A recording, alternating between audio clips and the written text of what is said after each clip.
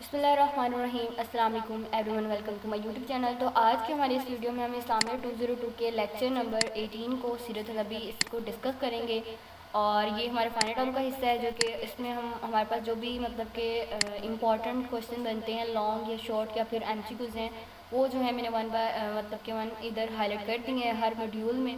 اس میں ہم نے 5 موڈیول پڑھنے ہیں، یعنی کہ 5 ٹاپک اس میں ہم پڑھیں گے اس موڈیول میں۔ کون کون سے ہیں؟ سب سے پہلے جو ہمارے پاس موڈیول ہے وہ ہے یعنی کہ مدینہ منورہ میں یعنی کہ آپ صلی اللہ علیہ وسلم کی مدنی زندگی، اس کے بارے میں پڑھیں گے۔ اس کے ہمارے پاس یعنی کہ مدنی زندگی کے آپ صلی اللہ علیہ وسلم کے 3 مرحلے تھے، وہ کون کون سے، یعنی کہ آپ سے یہ پوچھا جا سکتا ہے کہ مدنی زندگی کے بارے میں یعنی کہ ان کے جو مراحل تھے وہ لکھیں۔ تو حضور صلی اللہ علیہ وسلم کی مدنی زندگی کا جو اجمالی جائزہ لینے سے اس کے 3 مراحل سامنے آتے ہیں، ٹھیک ہے۔ سب سے پہلا مرحلہ کون سا ہے؟ تو پہلا مرحلہ وہ ہے جس میں فتنے، اضطرابات اور عروج مطلب کہ اضطرابات اور پریشانیاں جو تھی وہ سب سے زیادہ تھی، اور دعوت اسلام کے لیے اندر کی جو رکاوٹیں تھیں وہ بیرونی حملے بہت مطلب کہ اس کا بہت بڑا مسئلہ تھے، اور یہ مرحلہ جو تھا وہ صلح حدیبیہ میں ختم ہوا۔ اور دوسرا مرحلہ کون سا تھا؟ مرحلہ یعنی کہ بت پرست قیادت کے ساتھ صلح سے شروع ہو کر فتح مکہ یعنی کہ 8 ہجری میں جا کر مطلب کہ وہ ختم ہوا، اور اسی دوران شاہانہ عالم یعنی کہ جو دعوت یعنی کہ دعوت دین کے لیے پیغام بھیجا گیا اسلام کی، تو پھر یہ جو تھا وہ دوسرا مرحلہ تھا۔ اور تیسرا مرحلہ کون سا تھا؟ تیسرے مرحلے میں اسلام کا جو غلبہ سامنے آیا، یعنی کہ اسلام قبول ہوتا گیا، اور یعنی کہ اسلام کی طاقت جو تھی وہ ہر جگہ پھیل گئی، اور مخلوق جو تھی مطلب فوج اور در فوج اسلام کے دین میں داخل ہوتی گئی، اور گدنوں سے قبائل کے لیے وفد آئے اور اسلام قبول کیا، اور فتوحات اسلام کا آغاز ہوا، اور وصال مبارک پر یہ مرحلہ جو تھا وہ مکمل ہوا، ٹھیک ہے۔ اس میں یہ ہمارے پاس 3 مرحلے ہیں جو کہ آپ سے شارٹ میں بھی پوچھے جا سکتے ہیں یا پھر لانگ میں بھی پوچھے جا سکتے ہیں، اور اس کے بعد اس میں ایم سی کیوز بن رہا ہے کہ دوسرا مرحلہ جو تھا بت پرست قیادت کے ساتھ وہ کب ختم ہوا؟ تو 8 ہجری کو ختم ہوا اس میں، اور اس کے بعد یہ جو تھا صلح حدیبیہ والا 2 کو تھا۔ اس کے بعد ہمارے پاس کیا ہے کہ یعنی کہ مدینہ منورہ پہنچ کر رسول صلی اللہ علیہ وسلم نے 3 اہم اقدامات کیے۔ کتنے اقدامات کیے تھے؟ 3۔ کون سے؟ یعنی کہ 3 اقدامات کیے، یعنی کہ تعمیر مسجد، سب سے پہلا کون سا اقدامات تھا؟ تعمیر مسجد، اور دوسرا موخات مدینہ، اور تیسرا مساک مدینہ، ٹھیک ہے۔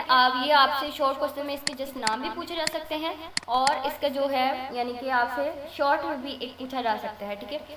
اور اس کے بعد تعمیر مسجد، یعنی کہ تعمیر مسجد میں کیا تھا؟ سب سے پہلے مسجد تعمیر کر کے آپ نے اسلام میں مسجد کی مرکزی حیثیت واضح کر دی۔ یہ صرف جو مسجد تھی صرف عبادت گاہ ہی نہیں تھی، بلکہ یہاں پر عدلیہ انتظامیہ سب مطلب کہ جو فیصلے ہوتے تھے، یعنی کہ سیکریٹریٹ اور پارلیمنٹ اور جو بھی مطلب کہ پبلک سینٹر یا پھر ملاقات یا پھر بے سہاروں کی مرکز بھی یہی مسجد تھی، اور اس مسجد میں ہی اولین درسگاہ صفا قائم تھی۔ اور مسجد نبوی یعنی کہ جو جگہ تھی مطلب کہ وہ 10 دینار میں 2 یتیموں سہل اور سہیل سے خریدی گئی تھی۔ یہ بھی ایم سی کیو سے پوچھا جا سکتا ہے کہ مسجد نبوی کی جگہ کتنے دینار میں خریدی گئی؟ 10 دینار میں، ٹھیک ہے۔ اور کن یعنی کہ ان کے نام بھی آپ نے یاد رکھنے، سہیل اور سہیل، اور 2 بچوں سے۔ اس سے قبل یہ زمین کس لیے استعمال کی جاتی تھی؟ کھجوروں کو سکھانے کے لیے، یعنی کہ کھجوریں سکھانے کے لیے استعمال کی جاتی تھی۔ اور سعودی جنرل یعنی کہ جو تھا جنرل پر پریزیڈنسی کے مطابق یعنی کہ مسجد کا جو ابتدائی رقبہ کتنا تھا؟ وہ تھا 1050، ٹھیک ہے۔ اور اس کے بعد مربع میٹر تھا، اور ہجرت کے 7 سال بعد جو تھے پیغمبر یعنی کہ اسلام کی ہدایت پر اس سے بڑھا کر کتنا کر دیا گیا؟ 1425 مربع میٹر کر دیا گیا۔ یہ آپ نے یاد رکھنا ہے ایم سی کیو کے حوالے سے بھی۔ اور اس کے بعد ہے موخات مدینہ، یعنی کہ مسجد نبوی کی تعمیر کے بعد جو اس کے بعد ہمارے پاس یہاں پہ پہلے ہم نے کیا، پہلا کون سا تھا اقدامات؟ تعمیر مسجد، اور دوسرا کون سا تھا؟ موخات مدینہ۔ موخات مدینہ یعنی کہ مسجد نبوی کی تعمیر کے بعد حضرت صلی اللہ علیہ وسلم کا دوسرا اہم کام موخات مدینہ تھا۔ لفظ موخات عقد سے ماخذ ہے، کس سے ماخذ ہے؟ عقد سے، اور جس سے مراد ہے بھائی، ٹھیک ہے۔ موخات سے مراد ہے بھائی۔ اس طرح موخات کا مطلب ہے ایک فرد کو دوسرے کا بھائی بنانا، اور مہاجرین جو تھے مطلب کہ اپنا سارا گھر پر چھوڑ کر مدینہ منورہ صلی اللہ علیہ وسلم کے ساتھ آئے، اس مسئلے کو حل کرنے کے لیے موخات بنیاد رکھی گئی، ٹھیک ہے. اور اس کے بعد یہ جسٹ آپ نے یہاں سے ریڈ کرنا ہے. اور اس کے بعد ہے موقعات مدینہ کی حکمت بیان کرتے ہوئے امام غزالی رحمۃ اللہ نے اس کے درج ذیل مقاصد بیان کیے. یعنی کہ موقعات مدینہ، یہ آپ سے کوشچن پوچھا جا سکتا ہے کہ موقعات مدینہ کے مقاصد بیان کریں، تو اس کے کتنے مقاصد تھے؟ 4. یعنی کہ جاہلی عصبیتیں جو تھی ان کا خاتمہ کرنا، اور وطن، رنگ و نسل کے امتیازات کا خاتمہ کرنا، اور پھر اہمیت یعنی کہ اہمیت غیرت کا اسلام میں مطلب کہ محسوس کرنا، اور بلندی و پشتی کا معیار تقویٰ کو رکھا گیا. ٹھیک ہے، یہ 4 جو ہیں آپ سے پوچھی جا سکتی ہیں کوشچنس میں. ٹھیک ہے، موقعات مدینہ کے مقاصد بیان کریں، یہ جو ہے 4 مقاصد ہیں. اس کے بعد ہے ہمارے پاس یہ جو ہے اپنے جسٹ ایک دفعہ ریڈ آؤٹ کر لینا ہے. اور اس کے بعد ہے میثاق مدینہ دنیا کا پہلا تحریری دستور تھا. اگر آپ سے ان چیزوں سے پوچھا سکتا ہے کہ دنیا کا پہلا تحریری دستور کیا ہے، تو آپ نے بتانا ہے میثاق مدینہ. ٹھیک ہے. اس کے بعد ہے ہجرت کے وقت مدینہ منورہ میں 3 اقوام موجود تھی. ہجرت کے وقت مدینہ منورہ میں کتنی اقوام موجود تھی؟ 3. اور صحابہ کرام مدینہ مکہ کے رہنے والے سو خزرج اور یہود. ٹھیک ہے. اس کے بعد یہاں پہ آپ نے کر لینا ہے کہ میثاق مدینہ دنیا کا پہلا تحریری دستور تھا اور جس میں مختلف اقوام نے حصہ لیا، اور یہی دستور ریاست مدینہ کی بنیاد بنا. ٹھیک ہے. اور ہے میثاق مدینہ مسلمان اور انصار یہود کے درمیان طے پایا تھا کہ اعتراف میں مدینہ میں آباد یہود کے 3 قبیلے بنو کنیکہ اور بنو نذیر اور بنو قریظہ اور اس معاہدے میں شامل تھے. یہ ان کے نام اپنے یاد رکھنے، کون کون سی قبیلے تھے شامل. اس کے بعد میثاق مدینہ کی شرائط کون سی تھی؟ میثاق مدینہ کی شرائط کون کون سی تھی؟ 5 شرائط تھی. کوئی فریق جو ہے، آپ سے یہ لانگ کوسچن میں پوچھا جا سکتا ہے کہ میثاق مدینہ کی اہم شرائط لکھیں.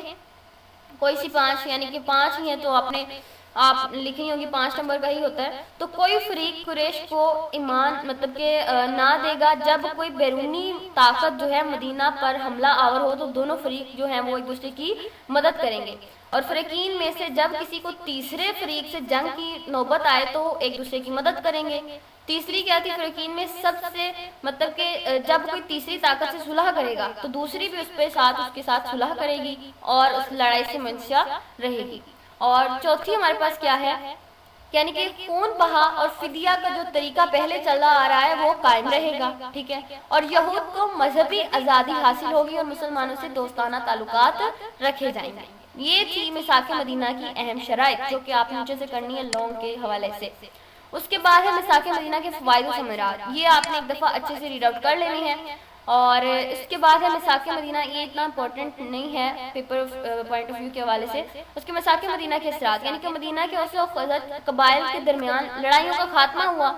اور یہ جو میثاق مدینہ کے اثرات پوچھے جائیں تو آپ نے یہ شارٹ کے لیے ہے. تو یہودی بلا دستی کا خاتمہ ہوا، اور یہ معاہدہ جو تھا ریاست مدینہ کی بقا کی ضمانت بنائے. اس معاہدے سے جو کفار مدینہ کے لیے مشکلات جو تھیں وہ بڑھ گئی تھی. اور نیکسٹ جو ہمارے پاس موجود ہے 78 غزوہ بدر، یعنی کہ غزوہ بدر کا پس منظر. ٹھیک ہے. اس میں آپ نے یعنی کہ مدینہ میں اسلام پھیلنا شروع ہو گیا تھا. اس طرح سے سارا مطلب کہ مشرکین تھے مکہ کو اس بات سے رنج پہنچا. یہ جو ہے آپ ایک دفعہ ریڈ آؤٹ کر لینا ہے. جو امپورٹنٹ ہے وہ میں آپ کو بتا دیتی ہوں. یعنی کہ مقام بدر مدینہ منورہ سے مکہ مکرمہ کے پرانے راستے پر تقریباً کتنے میل کے فاصلے پر واقع ہے؟ وہ ہے 80. ٹھیک ہے. 80 میل کے فاصلے پر واقع ہے. اور یہاں ایک کنواں تھا جس کے مالک کا نام بدر بن عامر تھا، اور اس سے مطلب اس کنواں اور پھر اس جگہ کا نام کیا پڑ گیا؟ بدر. تو اسی لیے آپ سے غزوہ بدر کا مطلب کہ اسی لیے سے غزوہ بدر کہا جاتا ہے. اور اس کے بعد اس جنگ میں مسلمانوں کی تعداد کتنی تھی غزوہ بدر میں؟ 313 تھی. اور ان کے مقابلے میں لشکر کفار کی تعداد کتنی تھی غزوہ بدر میں؟ وہ تھی 1000. اور جنگی ساز و سامان کے اعتبار سے بھی بہت فرق تھا. اور مسلمانوں کے پاس صرف 2 گھوڑے اور 70 اونٹ تھے. یہ بھی MCQs کے حوالے سے آپ نے یاد رکھنا ہے کہ مسلمانوں کے پاس صرف 2 گھوڑے تھے اور 70 اونٹ تھے. اور تلواریں بھی جو تھی وہ اتنی مطلب کہ زیادہ نہ تھی. اس کے مقابلے میں کفار جو تھے وہ زیادہ ان کے پاس طاقت تھی اور وہ میدان میں اترے.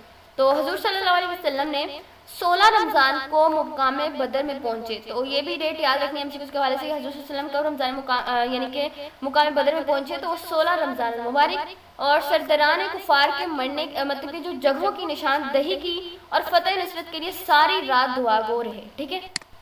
اس کے بعد ہمارے پاس کیا آتا ہے جو آپ نے یہیں کی امپورٹنٹ ہے وہ کرنا ہے یہاں سے. تو آپ نے جیسے ایک دفعہ ریڈ اپ کر لینا ہے. اس کے بعد مسلمانوں میں سے 14 صحابہ کرام جو تھے وہ شہید ہوئے. یہ تعداد یاد رکھنی ہے غزوہ بدر کی کہ مسلمانوں میں غزوہ بدر میں جو مسلمان صحابہ کرام تھے وہ کتنے تھے؟ 14 تھے جو شہید ہوئے، اور 70 افراد جو تھے مطلب کفار کے جو کہ بشر سرداران تھے اس معرکہ میں، مطلب کہ وہ بھی جہنم ہوئے۔ اس کے بعد اس جنگ میں 70 کفار قیدی بنے، ٹھیک ہے، 70 جو تھے وہ قیدی بنے۔ اور اس کے بعد یہاں پہ آپ نے جسٹ ایک دفعہ یہ جو ہے ریڈ کر لینا ہے، اتنا امپورٹنٹ نہیں ہے، یہ جو آپ نے بتایا گیا تعداد یاد رکھنی ہے۔ اس کے بعد ہمارے پاس یہاں پہ ہے غزوہ احد کا پس منظر، یعنی کہ غزوہ احد یعنی کہ غزوہ بدر میں مسلمانوں کو جو تھی ایک شاندار مطلب کہ فتح حاصل ہو چکی تھی۔ اس کے بعد علاقے کے یعنی کہ قریش اور جو ہوتے ہیں ان کو اندازہ ہو چکا تھا کہ مسلمان جو ہیں وہ بہت ہی طاقتور قوم ہے، ٹھیک ہے، اور پھر بھی وہ ان سے بہت غصہ سے اور اپنا بدلہ لینا چاہتے تھے۔ تو یہاں پہ آپ نے یعنی کہ جنگ احد شوال 3 میں مسلمان اور مشرکین مکہ کے درمیان احد کی پہاڑ کے دامن میں ہوئی۔ ڈیٹ یاد کر لینی ہے، شوال 3 مسلمان اور مشرکین کے درمیان احد کے پہاڑ کے دامن میں ہوئی، ٹھیک ہے، جنگ احد۔ اس کے بعد ہے اس جنگ میں مسلمانوں کی تعداد کتنی تھی؟ غزوہ احد میں 10 یعنی کہ 1000 تھی، اور 300 افراد تھے وہ عبداللہ بن ابی کے ساتھ تھے جو بعد میں ساتھ چھوڑ گئے تھے۔ ان کے مقابلے میں لشکر کفار کی تعداد کتنی تھی غزوہ احد میں؟ یہ ہر یعنی کہ ہر جو تعداد ہے وہ چینج ہو رہی ہے، غزوہ بدر میں اور تھی، غزوہ احد میں اور ہے، تو یہ آپ نے جو تعداد ہے وہ اپنے ذہن میں رکھنی ہے، مائنڈ میں۔ غزوہ بدر میں کتنی تھی، غزوہ احد میں کتنی تھی، ٹھیک ہے، یعنی کہ غزوہ احد میں یعنی کہ کفار جو لشکر تھا وہ 3000 پر تھا، اور یہاں پہ غزوہ بدر میں یہاں پہ کتنا تھا؟ لشکر کفار کتنا تھا؟ 1000 پر مشتمل تھا، اور غزوہ احد میں کتنا تھا؟ 3000 پر لشکر تھا کفار کا۔ اس کے بعد یہاں سے جسٹ آپ نے یہ سارا جو ہے ایک دفعہ ریڈ آؤٹ کر لینا ہے۔ اور یہ جو حضرت علی نے طلحہ بن ابو طلحہ کو قتل کیا، ایم سی کیوز کے حوالے سے اگر آپ کو آتا ہے تو آپ نے یہ ایم سی کیوز لگانا ہے، حضرت علی نے یعنی کہ حضرت علی نے طلحہ بن ابو طلحہ کو قتل کیا تھا۔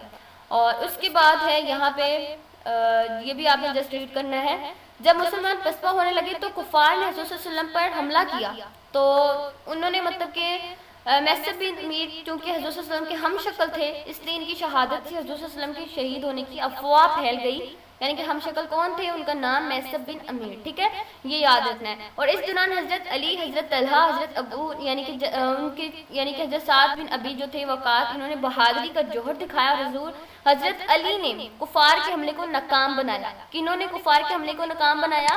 حضرت علی نے۔ اس کے بعد ہے جبکہ حضرت طلحہ جو تھے اپنے ہاتھ سے تیر روکتے رہے، کنہوں نے اپنے ہاتھ سے تیر روکے؟ ایم-سی-کیو کے حوالے سے حضرت طلحہ نے۔ اور حضرت ابو دجانہ بھی حضرت صلی اللہ علیہ وسلم کے لیے ڈھال بن کر کھڑے رہے، ٹھیک ہے، اور حضرت سعد بن ابی وقاص کا تیر چلاتے رہے، اور حضرت صلی اللہ علیہ وسلم نے انہیں دعا دی، کون سی دعا دی؟ کہ اے سعد تیرا مطلب کہ تیر چلاؤ، تجھ پر میرے ماں باپ قربان، ٹھیک ہے، یہ دعا دی۔ اس کے بعد ہے اس جنگ میں 70 صحابہ اکرام جو تھے وہ شہید ہوئے، یعنی کہ غزوہ احد میں جنگ میں کتنے صحابہ اکرام شہید ہوئے؟ 70 شہید ہوئے، یہ بھی یاد رکھنا ہے۔ اور حضرت حمزہ جو حضور صلی اللہ علیہ وسلم کے رفیق چچا تھے، حضرت حمزہ صلی اللہ علیہ وسلم کے کون تھے؟ رفیق چچا۔ اور پھر اس کے بعد بس یہی آپ نے اس میں سے کرنا ہے۔ نیکسٹ جو ہے ہمارے پاس موڈیول نمبر 4، اس میں ہمارے پاس غزوہ احزاب کے بارے میں آ گیا ہے کہ غزوہ خندق یعنی کہ غزوہ احزاب حزب کی جمع ہے اور جس کا مفہوم ہے گروہ یعنی کہ گروپ، ٹھیک ہے، چونکہ اس میں کفار کے مختلف گروہ مسلمان کے خلاف یکجا ہو کر مطلب کہ حملہ آور تھے، تو اس لیے غزوہ احزاب اس لیے اسے کیا کہتے ہیں؟ غزوہ احزاب کہتے ہیں۔ تو یہ آپ سے مطلب اگر ڈیفائن بھی غزوہ احزاب کیوں کہتے ہیں، اسے کیا ہے، تو آپ نے یہ لکھ دینی ہے۔ مسلمانوں نے چونکہ اپنے دفاع کے لیے خندق کھودی تھی، اسی لیے اس کو کیا کہتے ہیں؟ غزوہ خندق بھی کہتے ہیں۔ اور اس کفار یہ جو ہے اپنے جسٹ ادھر سے ریڈ آؤٹ ہی کرنا ہے۔ اور اس کے بعد جو امپورٹنٹ ہے اس میں وہ ہے اس طرح کفار کی مجموعی لشکر کی تعداد کتنی تھی؟